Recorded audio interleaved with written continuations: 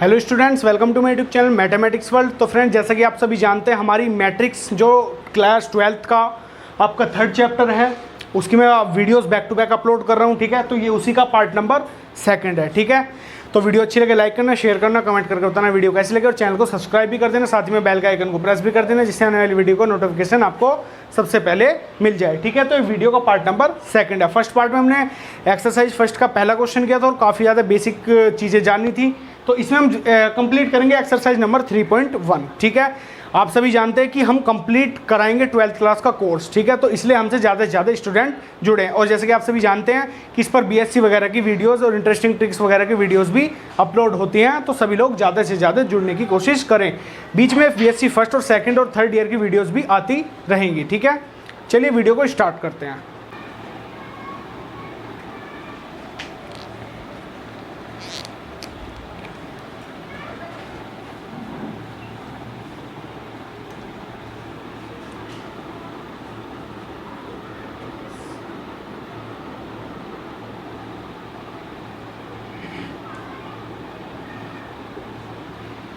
ठीक है, तो कल काफ़ी सारा बेसिक बताया था इस टॉपिक के बारे में, है ना, कि भाई क्या है, कैसे है, जोड़ना, घटाना, गुना करना, ये सारी चीज़ें एक्सप्लेन करी थी। ठीक है, तो आज इसमें करेंगे हम एक्सरसाइज नंबर फर्स्ट के ज़्यादा से ज़्यादा क्वेश्चन। ठीक है, एक्सरसाइज नंबर 3.1 के हम ज़्यादा से ज़्यादा इसमें क्वेश्चन करने की कोशिश करेंगे।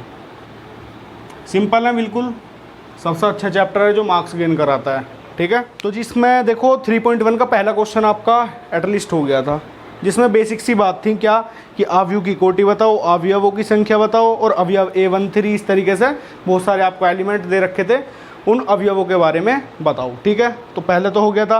अब देखो जैसे सेकंड क्वेश्चन है, सेकंड क्वेश्चन में बोला है इसने यदि किसी अवयव में 24 अवयव हैं। अब मैं क्या बोल रहा हूँ, यदि किसी अवयव में 24 अवयव हैं तो इसकी संभव कोटियाँ क्या हैं, मतलब इसका ऑर्डर क्या है। ठीक है, इसके संभव ऑर्डर, कितनी तरीके से इसके ऑर्डर बनाए जा सकते हैं। यदि इसमें 13 अवयव हो तो कोटियाँ क्या होंगी। अब ध्यान से सुनना, क्वेश्चन का स्टेटमेंट पढ़ने के बाद अगर आपको समझ में आ रहा है तो अच्छी बात है, नहीं आ रहा तो फिर दिक्कत वाली बात है। क्वेश्चन नंबर 2 ये कह रहा है यदि किसी अवयव में 24 अवयव हैं, 24 अवयव, तो ये कह रहा है इसकी संभव कोटियाँ बताओ, मतलब इसकी संभव जो क्रम है, ऑर्डर है, वो आपको बताने हैं। तो 24 के 24 अवयव एक रो में भी हो सकते हैं। जैसे मैं मान लो एग्जाम्पल ले लूँ मैं एक छोटा सा, यहाँ पर 1 2 3 4 5 ऐसे करके कहाँ तक, 24 तक। ठीक है, तो इसका ऑर्डर क्या होगा, 1 क्रॉस 24, 1 क्रॉस 24। बस में एक तो रो है और ऐसा करके आपके 24 कॉलम है। ठीक है, एक तो ये ऑर्डर हो जाएगा। अब इसका उल्टा कर दो, एक ऑर्डर तो आपको ये मिला और दूसरा ऑर्डर क्या मिल जाएगा, 24 × 1। भाई कैसा है, 1 2 3 4 इस तरीके से देखो, अगर आप बनाना चाहो तो ऐसा करके बना सकते हो, 1 2 3 4 ऐसा करके कहाँ तक, 24 तक। तो इसमें 1 2 3, इसमें क्या हो जाएगा, 24 रो जाएंगे, एक कॉलम हो जाएगा। दो तो संभव कोटियाँ ये होंगी। ठीक है, फिर इसके बाद देखो 3 × 8 ये लिख सकते हो नहीं भाई, इसमें क्या होगा, 3 तो पंक्तियाँ होंगी और 8 क्या होंगी, कॉलम होंगी। एक ये लिख सकते हो 8 × 3, इसमें 8 क्या होंगी, पंक्तियाँ और 3 स्तंभ होंगी। ठीक है, और बताओ क्या हो सकते हैं, 6 क्रॉस 4 और 4 क्रॉस 6, यही तो हो सकते हैं संभव कोटियाँ। बताओ और कुछ, और आपको 12 × 2 और 2 × 12। आ रही बात समझ में। तो इस तरीके से आप बना सकते हो, नहीं बना सकते, बताओ। बिल्कुल बन सकते हैं, कोई दिक्कत परेशानी हो ही नहीं सकती। ये सारी इसकी संभव कोटियाँ होंगी। इसके अलावा सोच के देखो, इसके अलावा क्या कुछ हो सकती हैं, बताओ। इसके अलावा बिल्कुल नहीं होंगी, बस जितनी कंडीशन थी। अब एक मैं बता रहा हूँ, तोड़ कह सकते हो। जैसे 24 है, 24 देख लो किस किस के टेबल मारा, 24 किस किस के टेबल मारा। बस एक के टेबल में भी आता है, एक के टेबल में भी आता है, 1 क्रॉस 24, 20 क्रॉस 24 क्रॉस 1। ठीक है, दो तरीके से लिख दी। 2 के टेबल में भी आता है। ठीक है, मैंने लिख दिया यहाँ पर देखो 2 क्रॉस 20 और 2 क्रॉस 12 और 2 क्रॉस 12 और 12 क्रॉस 2। ठीक है, दोनों तरीके से ये लिख दिया। फिर 3 के टेबल में भी आता है, देखो 3 के टेबल में भी लिख दिया 3 क्रॉस 8, 8 क्रॉस 3। 4 के टेबल में भी आता है, देखो 4 क्रॉस 6 और 6 क्रॉस 4। आ रही बात समझ में। फिर 5 के में देखो 5 के में नहीं आता, सबसे नीचे से हम स्टार्ट करते हैं ना, 5K में नहीं आता, 6K में आ रहा है, फिर मैंने 6K में भी लिख दिया, है ना। तो ये चीज़ इस तरीके से आप देख सकते हो, और संभव कोटियाँ बनेंगी ही नहीं। तो इसमें केवल इतना बताना है कि इसकी कितनी संभव कोटियाँ बनेंगी, ठीक है। पहले तो स्टेटमेंट इतना रहा, ठीक है जी। इसने बोला यदि किसी अवयव में 24 अवयव हैं, ठीक है जी, 24 अवयव हैं, तो इसकी संभव कोटियाँ क्या हैं, इसकी संभव कोटियाँ ये हैं। इसने फिर अगला स्टेटमेंट इसमें जोड़ दिया, यदि इसमें 13 अवयव हों तो कोटियाँ क्या होंगी, यदि इसमें 13 अवयव हों तो कोटियाँ क्या होंगी। अगर 13 अवयव हैं तो 2 ही कोटियाँ बन सकती हैं, यदि 13 अवयव हों तो केवल 13 क्रॉस 1 एंड 1 क्रॉस 13, इसके अलावा होता तो कुछ बन जा भैया। तो 13 पंक्ति 1 कॉलम, मतलब 13 कॉलम, वो सॉरी 13 रो और 1 कॉलम, ठीक है, और 1 रो और 13 कॉलम, ये 2 कंडीशन तो बन सकती है। इसके अलावा होता तो कोई कंडीशन तो बनेंगी नहीं, बिल्कुल नहीं बनने वाली। नोट करना चाहते हो नोट कर लो। इस तरीके से ये संभव कोटियाँ बनेंगी, ठीक है। अब देखिए थर्ड क्वेश्चन में ये दिया हुआ है। थर्ड क्वेश्चन भी बिल्कुल सेम टू सेम इसी की तरह है। ये बोला गया है यदि किसी अवयव में 18 अवयव हैं तो इसकी संभव कोटियाँ क्या हैं। यदि किसी अवयव में क्या है 18 अवयव हैं तो इसकी संभव कोटियाँ क्या हैं। यदि इसमें 5 अवयव हों तो क्या होगा। ये वाला कर लोगे, इसी तरीके से बिल्कुल होगा, बिल्कुल हार्ड नहीं है, ये बता रहा हूँ, करके देखना, ना हो तो पूछ लेना बिल्कुल, ठीक है, ना हो तो बिल्कुल आप पूछ सकते हैं। भाई कैसे, इसने बोला 18 अवयव, 18 है तो 1 क्रॉस 18, 18 क्रॉस 1, 2 क्रॉस 18, वो 2 क्रॉस 9, 9 क्रॉस 2, ठीक है। इस तरीके से 3K में भी आ जाएगा, 3 क्रॉस 6 और आपका 6 क्रॉस 3, ठीक है। इस तरीके से संभव कोटि आपको बता देनी है। फिर ये 5 के लिए बोल रहा है जितनी बनेगी, 5 के लिए क्या बनेगी, 5 के लिए केवल 2 ही बनेगी, 5 क्रॉस 1 और 1 क्रॉस 5, ठीक है। अब देखो फोर्थ क्वेश्चन देखो, इसमें काफ़ी प्रॉब्लम होती है बच्चों को, ध्यान से देखना, बिल्कुल है कुछ नहीं, ईजी है। स्टेटमेंट सुनना ध्यान से। ये बोल रहा है एक 2 क्रॉस 2 अवयव AIJ की रचना कीजिए जिसके अवयव निम्नलिखित प्रकार से प्रदत्त हैं। इसमें फर्स्ट पार्ट दिया है आपको AIJ is equals to I plus J का होल स्क्वायर अपॉन 2, ठीक है। ये दिया हुआ है, कह रहा है 2 क्रॉस 2 के अवयव की क्या करनी है, आपको रचना करनी है। 2 क्रॉस 2 के अवयव की क्या करनी है, रचना। तो अगर मैं बात करूं, मेरे को एक जनरल अवयव में बना लूं 2 क्रॉस 2 का, तो माना 2 क्रॉस 2 का अवयव, तरीका है लिखने का जिस तरीके से आपको एग्जामिनेशन में करके आना क्वेश्चन। तो मैंने मान लिया ये A11 A12 A21 A, भाई इसका ऑर्डर भी 2 क्रॉस 2 है या नहीं है, सिंपल। और मैंने कल आपको एक जनरल अवयव बना के बताया था जनरल मैट्रिक्स की, जिसमें A11 A12 A13 इस तरीके से आ रहे थे, ठीक है मानसू।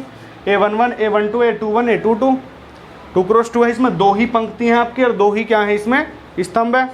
आ रही बात समझ में, 2 ही पंक्ति हैं और 2 ही क्या है इसमें स्तंभ है, सिंपल। तो इसमें क्या करना है, अब ये अवयव की रचना नहीं हुई। अभी अगर आपको A11 एलिमेंट मिल जाए, A12 एलिमेंट मिल जाए, A21 और A22 अवयव, अगर आपको ये चारों अवयव मिल जाए तो आप यहाँ डायरेक्ट पुट करो और फिर आपका रिजल्ट आ जाएगा। और उसके लिए आपको हेल्पिंग हैंड ये दिया ही है। अब देखो करना क्या है, आपको निकालना है सबसे पहले क्या, A11 अवयव निकालना है। क्या निकालना, A11। तो A11 किस तरीके से निकालोगे, देखो मैं यहाँ निकाल के दिखा रहा हूँ। A11 आपको हेल्पिंग हैंड दिया, I की वैल्यू क्या है 1 और J की वैल्यू क्या है 1, सेम है। इसकी इससे कंपेयर करेंगे तो I की जगह पर 1 रखो प्लस 1 का होल स्क्वायर अपॉन 2 और J की जगह पर भी हमने क्या रख दिया, 1 रख दिया। डायरेक्टली इसका रिजल्ट देखिए, सॉल्यूशन कर लो, 1 और 1 2 हो गया, 2 का स्क्वायर 4, 4 अपॉन 2 और 2 से डिवाइड 2 आया। तो A11 की वैल्यू क्या मिल गई आपको 2। आगे बात समझ में। अब देखो हम निकालेंगे A12, क्या निकालेंगे A12। तो I की वैल्यू तो 1, J की वैल्यू 2, इससे अगर कंपेयर कर रहे हैं तो 1 प्लस 2 का होल स्क्वायर अपॉन 2 और ये डायरेक्टली आपको मिलेगा 9 अपॉन 2, क्योंकि 1 और 2 3 और 3 का स्क्वायर 9 और अपॉन में 2। तो A12 की वैल्यू क्या मिली आपको 9 अपॉन 2। आ रही बात समझ में। तो इसी तरीके से आप निकालोगे A21, तो जी मैं A21 निकाल दे रहा हूँ। तो I की वैल्यू अब 2 हो जाएगी और J की वैल्यू 1, तो 2 + 1 का होल स्क्वायर और अपॉन 2, ये वैल्यू भी आपको क्या मिलेगी 9/2। अरे बात समझ में क्लियरली, ठीक है। और इसके बाद मैं निकालूंगा A22, ठीक है, क्या निकालूंगा A22 जो कि आपका लास्ट एलिमेंट है, ठीक है। तो 2 + 2 का होल स्क्वायर अपॉन 2, ठीक है। और क्या आया आपका ये 8 आया, क्योंकि 2 और 2 जोड़ा आपने कितना 4, 4 का स्क्वायर 16 होता है, 2 से डिवाइड किया 8 आ गया, ठीक है। तो चारों अवयव आपने निकाल लिए और डायरेक्टली बस अब इसमें पुट कर दो। A11 का मान क्या है 2 है, A12 का मान क्या है 9/2 है, एंड A21 का मान क्या है आपका 9/2 एंड A22 का मान 8। तो ये आपने 2 × 2 के अवयव की क्या कर ली है, रचना कर ली है।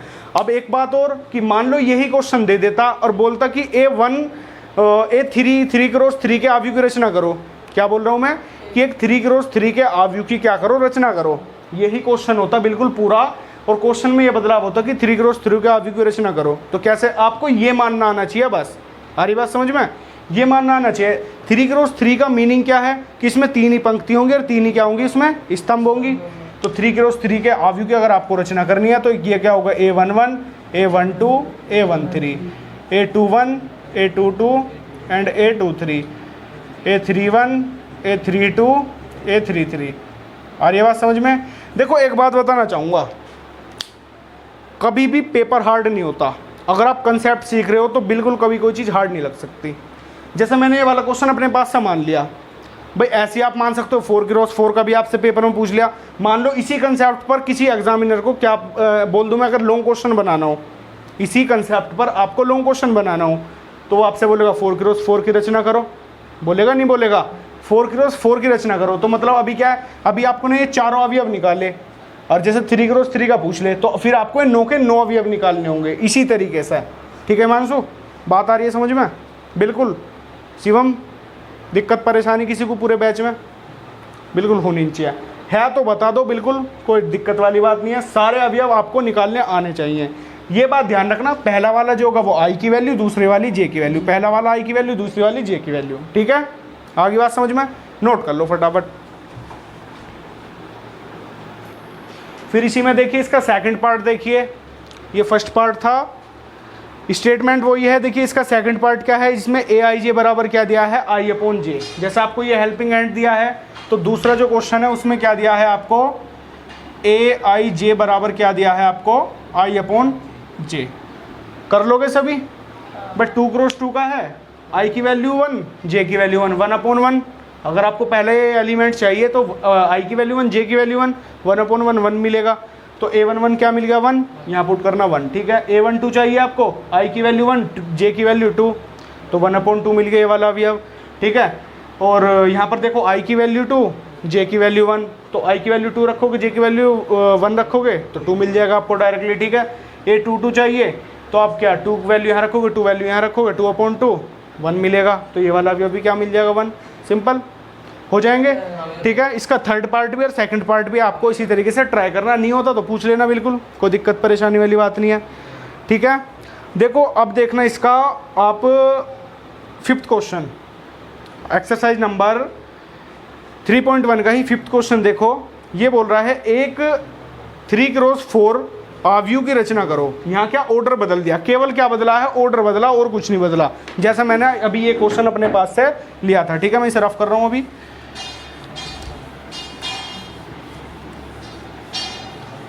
अब क्या ऑर्डर दिया है इसने, 3 × 4 जो ऑर्डर रखा है, अब आपके सामने जो क्रम रखा है, जो क्रम रखा है जी 3 × 4 रखा है, ठीक है। कह रहा 3 × 4 के अवयव की रचना कीजिए जिसके अवयव निम्नलिखित प्रकार से प्राप्त होते हैं। पहला क्वेश्चन क्या है इसमें, पहला है आपका AIJ बराबर 1/2 और मोड में दिया हुआ है आपका -3I और प्लस J। पहला क्वेश्चन ये रहा। सेकंड दिया हुआ है इसमें AIJ बराबर 2I - J। देखो क्वेश्चन में कुछ नहीं है, कंसेप्ट वही लगाना है, बस आपको 3 × 4 के अवयव की रचना करनी आनी चाहिए। अगर आप पे रचना करनी आ रही है तो फिर आपको वही काम करना, आई और जे की वैल्यू तो पुट करनी है। ठीक है, बोलो भाई, ठीक है, ठीक है। अब तुम एक बात देखो, 3x4 का आव्यू की मैं रचना करके दे रहा हूँ, क्वेश्चन करना खुद। और यहाँ पर देखो इस क्वेश्चन में एक और बात बता दूं, मोड का कंसेप्ट केवल इतना है कि नेगेटिव वैल्यू को क्या बना देता है मोड, पॉजिटिव। ठीक है, इसको याद करके करना, ये बात प्रूफ भी करेंगे हम अदर में। ठीक है, जिस 3x4 के आव्यू की मैं रचना कर रहा हूँ, तो 3x4 का आव्यू, इसका मीनिंग क्या है, इसमें 3 तो होंगी पंक्ति, 4 होंगी इसमें स्तंभ, रो और कॉलम। ठीक है,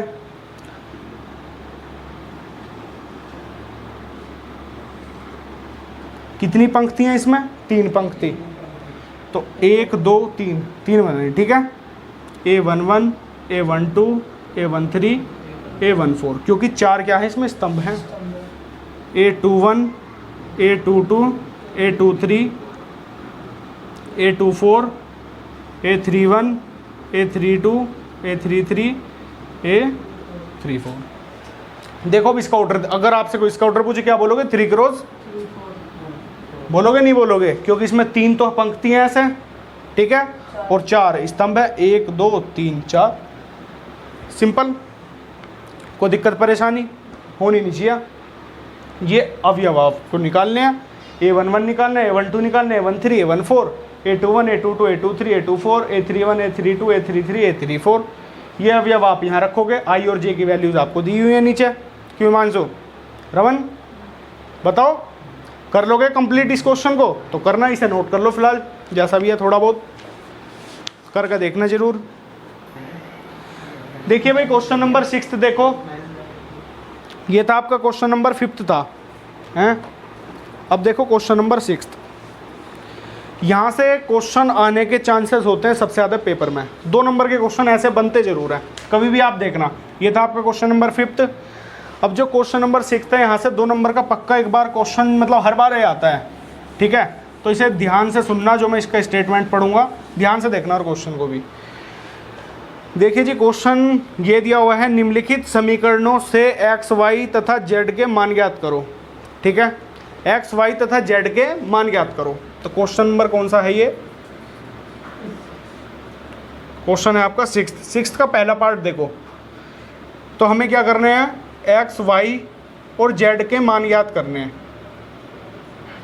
एक्स वाई जेड के मान ज्ञात करने हैं। एक आपको इक्वेशन दे रखे, इक्वेशन टाइप से ही आपको आव्यू दिए हैं 4 3 x एंड 5 बराबर है ये किसके, वाई जेड 1 5। देखो तो बिल्कुल सिंपल क्वेश्चन है, बेसिक के लिए बिल्कुल। हम पहला भी अब पहले में जोड़ते हैं, दूसरा दूसरे में, तीसरा तीसरे में, चौथा चौथे में। ये काम था हमारा जोड़ने का, ऐसे तो करते थे। तो पहला भी अब पहले के बराबर होएगा, पहला भी अब पहले के बराबर। तो इट मीन्स y की वैल्यू आपको क्या मिल गई 4, क्योंकि ये इसके बराबर होएगा। 3 z के बराबर होगा, तो z की वैल्यू क्या मिल गई यहाँ से 3। क्लियर। 1 x के बराबर होएगा, x किसके बराबर होएगा 1 के, मिल गई आपको वैल्यू। और 5 5 के बराबर होता ही है। ठीक है, तो तीनों की वैल्यू क्या कर ली हमने, फाइंड कर ली, नहीं कर ली। तो इतना इजी क्वेश्चन था, बट ऐसा आपको एग्जाम में तो मिलने वाला है नहीं, कुछ तो थोड़ा बहुत तो करवाएगा वो। ये तो एक बेसिक के लिए हो गया कि आपको ये इसके बराबर रखना, ये इसके बराबर, ये इसके बराबर। ठीक है, अब देखो इसी का देखो अगला पार्ट, अगला पार्ट है अच्छा, और इससे अगला वाला भी बहुत अच्छा पार्ट है। और काफ़ी बार मैंने पूछा भी आपसे जब आपको पहला पढ़ाया। देखो सेकंड क्वेश्चन देखो, इसका सेकंड पार्ट जी ये है आपके पास, ये दिया हुआ है x plus Y 2 5 plus Z X Y, और ये किसके बराबर है 6 2 5 8। स्टेटमेंट वही है कि हमें क्या करना है, एक्स और वाई और जेड की क्या करनी है, वैल्यूज फाइंड करनी है। स्टेटमेंट वही है, सिंपल। तो ये वाला इसी के बराबर होएगा। तो यहाँ से आपको क्या मिला, x plus Y equals to 6। Equation number first let कर लो। ठीक है, 2 2 के बराबर होता है, लिखने की कोई आवश्यकता नहीं, क्योंकि वेरिएबल ही नहीं है इसमें कोई। 2 2 के बराबर होता है, जानते हैं हम ये बात। ठीक है, 5 प्लस जेड किसके बराबर होगा 5 के, तो 5 प्लस जेड बराबर क्या होगा 5 के, ये इक्वेशन मान लो सेकंड, ठीक है। और एक्स वाई बराबर किसके होगा 8 के होगा, तो एक्स वाई बराबर 8 होगा, इक्वेशन मान लो थर्ड। क्लियर, यहाँ तक कोई किसी को प्रॉब्लम बिल्कुल नहीं होगी। देखो मेरे को सेकंड इक्वेशन दिख रही है, बिल्कुल ईजी है, यहाँ 5 है, यहाँ जेड है, 5 है, 5 को उधर ले जा काट दो, जेड की वैल्यू निकल जाएगी, सिंपल, जेड की वैल्यू निकल गई। तो फ्रॉम इक्वेशन नंबर सेकंड, तो यहाँ से क्या होगा 5 plus Z is equals to 5 and Z is equals to, ये 5 इधर है ही, और इस वाले पॉजिटिव 5 को हम उधर उठा के ले जाएंगे, नेगेटिव मिल जाएगा, और प्लस माइनस के कैंसिल आउट, एंड जेड की वैल्यू यहाँ से क्या मिलेगी 0। एक वेरिएबल की आपकी वैल्यू हो गई फाइंड, जेड की वैल्यू। अब बात रही एक्स और वाई की, और वैल्यू हमें फाइंड करनी है, सिंपल। अब आपके पास दो इक्वेशन है जिनमें एक्स और वाई अवेलेबल है, X plus Y equals to 6 and X Y equals to 8। तो इन दोनों की हेल्प से फ्रॉम फर्स्ट एंड थर्ड, समीकरण नंबर पहली और तीसरी से, इन दोनों की हेल्प से हम एक्स वाई की वैल्यू फाइंड करेंगे, ठीक है जी। तो आपके पास समीकरण फर्स्ट क्या है, ये है, और समीकरण नंबर थर्ड क्या है, ये है, दो इक्वेशन है। अब आपने 10th क्लास में एक टॉपिक पढ़ा होगा, टॉपिक के अंदर क्या चीज़ें थी कि दो इक्वेशन को सॉल्व करने के 3 मेथड बताए जाते थे आपको। पहला था एलिमिनेशन मेथड, जिसे आप विलोपन विधि बोलते हो, दूसरा था सब्स्टिट्यूशन मेथड, जिसे आप प्रतिस्थापन विधि बोलते हो, तीसरा था आपका क्रॉस मल्टीप्लिकेशन मेथड, जिसे आप बोलते हो वृजगुणन विधि। तीनों में से कोई सी विधि से करो, ठीक है। और जो सबसे ज़्यादा सिंपल विधि मानी जाती है वो मानी जाती है विलोपन विधि, जिसे स्टूडेंट और टीचर सबसे ज़्यादा यूज़ करते हैं, ठीक है जी। तो अगर मैं यहाँ से एक चीज़ देखूँ, ये तो खैर प्रतिस्थापन से होगा, क्योंकि यहाँ पर देखो मल्टीप्लाई का साइन आ रहा है एक्स वाई के, है ना, बराबर में। तो यहाँ से अगर मैं x का मान निकालूँ तो x का मान 8/y में लिख सकता हूँ भाई, y नीचे चले जाएगा मल्टीप्लाई में, डिवाइड में, और ये आपकी इक्वेशन फर्स्ट है।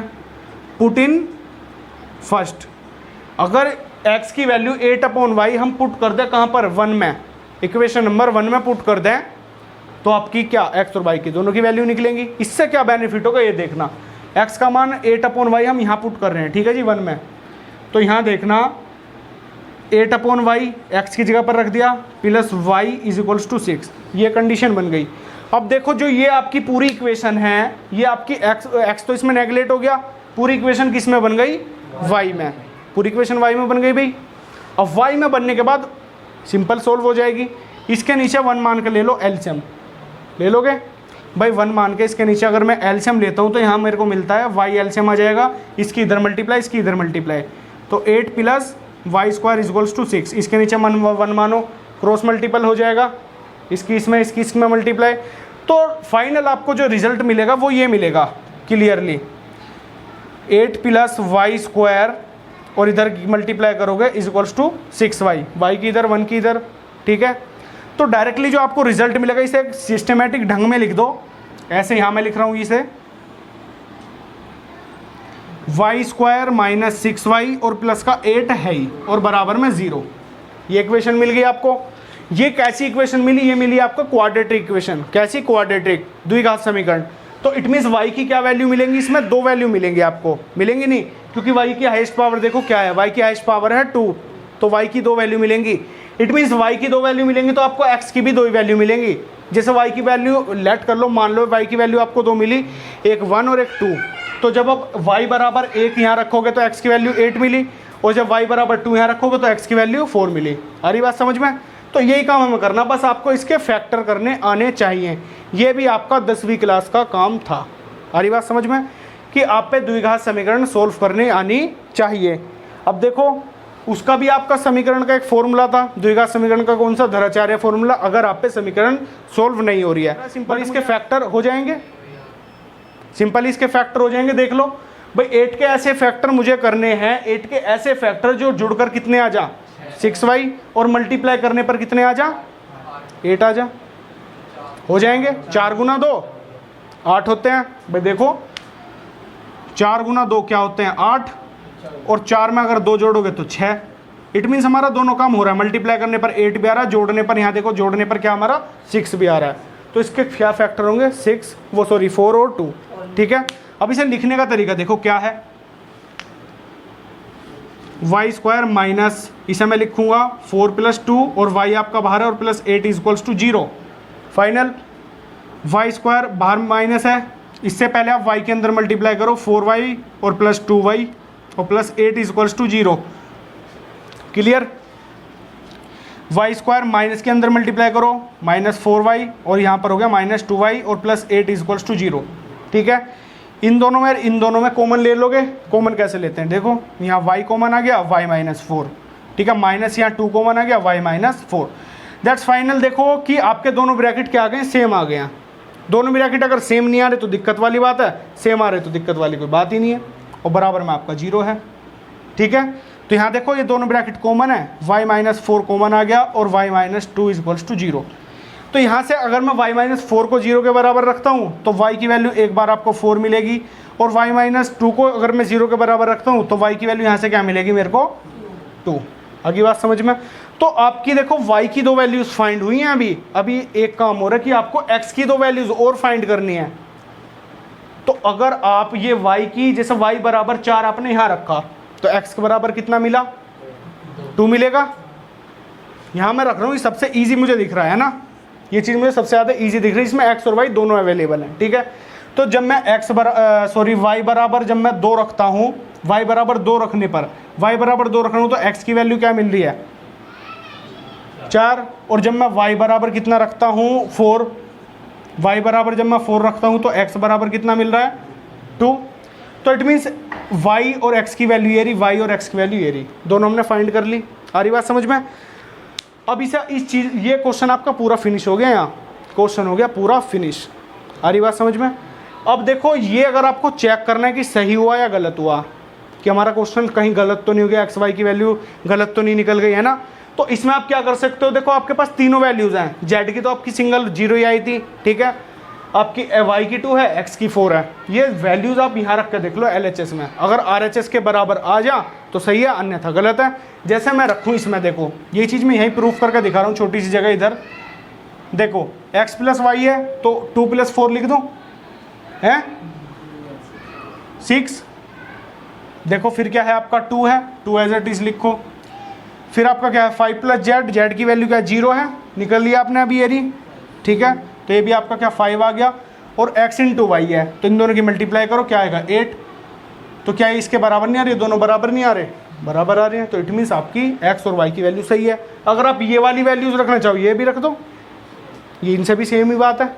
आ रही बात समझ में, तो ये वाली बात भी ऐसी है।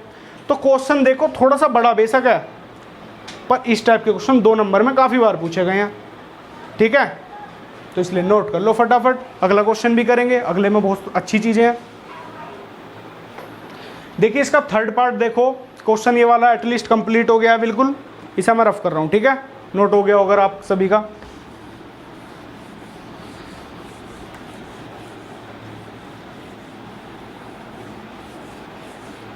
थर्ड क्वेश्चन है सबसे बढ़िया क्वेश्चन इन तीनों क्वेश्चन में, जो मैंने इसके तीनों पार्ट कराए हैं उसमें थर्ड है सबसे बढ़िया क्वेश्चन, जो आपसे लगभग हर बार मैंने पूछा है और हर बार आपने गलत ही बताया है। थर्ड पार्ट देखो इसका, ये दे रखा है आपका x + y + z and x + z and y + z, ये बराबर किसके है आपका 9, 5 एंड 7, इसके बराबर है, ठीक है। तो इट मीन्स यहाँ से देखो 3 इक्वेशन मिल गई आपको, ये इसके बराबर होगा, ये इसके बराबर, ये इसके बराबर। तो क्या देखो x + y + z बराबर कितना मिलेगा 9, equation number first, and x + z बराबर क्या होगा 5, equation number second, and y + z बराबर क्या होगा 7, इक्वेशन नंबर थर्ड। अब 3 इक्वेशन दे रखे हैं, 3 ही वेरिएबल हैं x, y, z, ठीक है। तो इन 3 की हेल्प से आपको x, y, z के क्या निकालने हैं मान, ठीक है। चाहो तो इस क्वेश्चन को बहुत ज़्यादा इजी कर सकते हो और चाहो तो इस क्वेश्चन को बहुत ज़्यादा हार्ड कर सकते हो, है सब तुम्हारे हाथ में, सोचने का तरीका आना चाहिए। देखो मैं इसे करता हूँ सबसे इजी कंसेप्ट से, फ्रॉम इक्वेशन नंबर फर्स्ट, ठीक है जी। इक्वेशन फर्स्ट क्या है x + y + z बराबर 9, ठीक है। मेरे पास एक हेल्पिंग हैंड है equation number second, x + z की वैल्यू क्या 5, तो इसे मैं लिख सकता हूँ x + z + y = 9। y को मैं पीछे ले गया, z को आगे लिया, प्लस में ऐसे लिख सकते हैं ना भाई, आपको कोई पॉइंट दे रखा है 2 + 3 + 1, तो इसे आप ऐसे भी लिख सकते हो 1 + 2 + 3। बात तो एक ही है, बात एक है नहीं है, आगे पीछे लिख दिया। तो x प्लस जेड का मान क्या दे रखा 5, रखो यहाँ 5 plus Y is equals to 9 and y is equals to 9 minus 5 is equals to 4। तो y की वैल्यू क्या मिल गई आपको 4। आगे बात हिमांशु समझ में?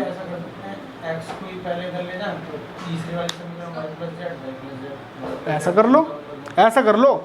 मेन फोकस क्या है? मेन फोकस ये है कि आपको एक्स वाई जेड की वैल्यू निकालनी है। और मुझे दिख रहा है यहाँ पर देखो एक्स प्लस जेड का मान आपको 5 दे रखा, तो मैंने एक्स प्लस जेड का मान 5 रख दिया, सिंगल वेरिएबल मेरा वाई बचा, वाई का मान निकाल लिया। ठीक है, फिर अगेन इक्वेशन नंबर फर्स्ट देखो क्या है, यहाँ पर x प्लस वाई की वैल्यू है और वाई प्लस जेड की वैल्यू, वाई प्लस जेड की वैल्यू को 7 दे रखी है, वाई प्लस जेड की जगह मैं 7 रख दूँ यहाँ पर, तो क्या मिलेगा मुझे x plus 7 is equals to 9 मिल गया, x इज इक्वल्स टू 2 आ गया। ये भाई 7 उधर उठा के ले जाओ, माइनस का हो जाएगा, 9 में से 7 गया 2 बचा, सिंपल है। दो वैल्यूज़ आपकी निकल गई, y की और x की, यहाँ पर रख दो y की जगह x की जगह x की वैल्यू, y की जगह y की वैल्यू, z का मान यहाँ से निकल जाएगा, सिंपल। तो ये सोचना आना चाहिए, ये क्वेश्चन काफ़ी बार आया है और आपके एग्जामिनेशन में।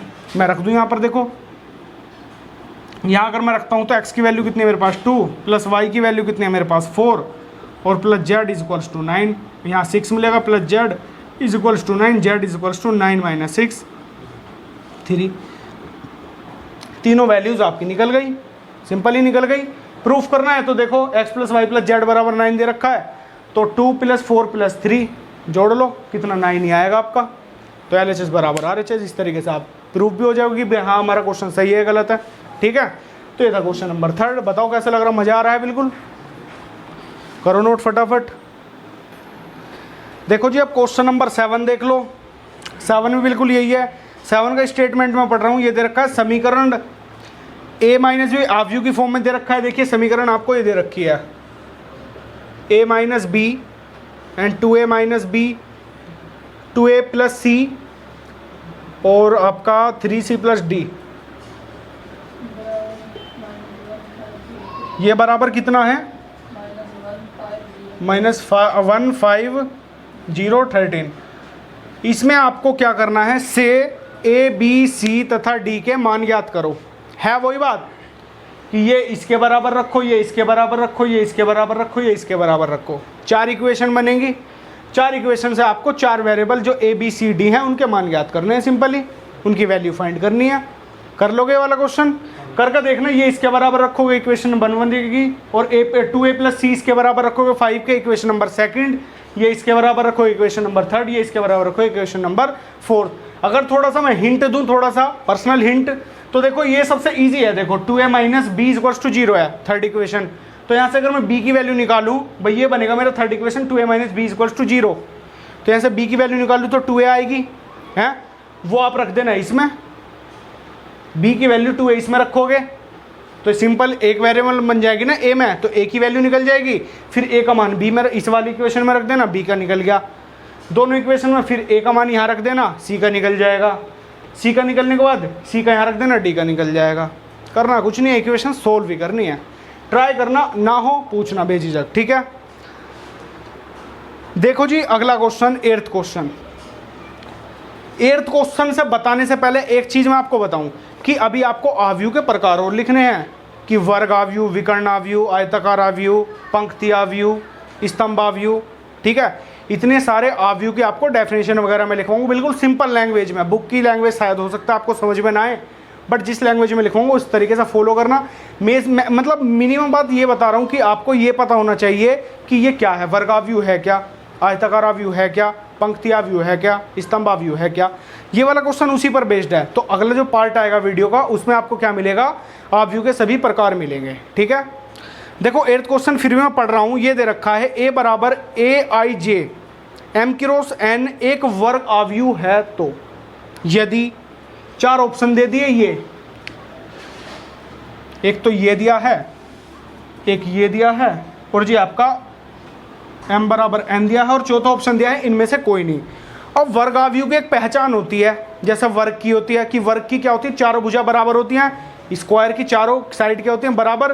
तो ऐसी वर्ग आव्यूह में भी क्या होता है, रो और पंक्तियों और स्तंभों की संख्या क्या होती हैं, बराबर होती हैं। पंक्तियों और स्तंभों की संख्या क्या होती हैं, बराबर।